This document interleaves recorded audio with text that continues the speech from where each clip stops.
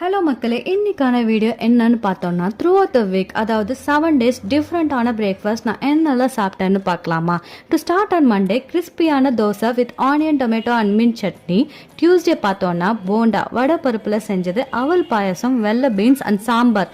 இன்னைக்கு ஒரு விசேஷம், அதனால தான் இவ்வளோ ஸ்பெஷல். வெட்னஸ்டே ரொம்பவே ஹெல்த்தியான கோதுமை rava upma on top of with carrot பீன்ஸ்ன்னு போல் நிறைய வெஜிடபிள்ஸ். தேர்ஸ்டே பார்த்தோம்னா சப்பாத்தி பூரி வித் வெஜிடபிள்ஸ் குருமா. இது முழுக்கவே கோதுமை மாவால் செஞ்ச ஹெல்த்தியான டிஷ் தாங்க. ஃப்ரைடே ஒரு ஃபேன்சியான meal, vegetable and chocolate sandwich, brown bread அதாவது வீட் பிரெட்டில் தான் செஞ்சது.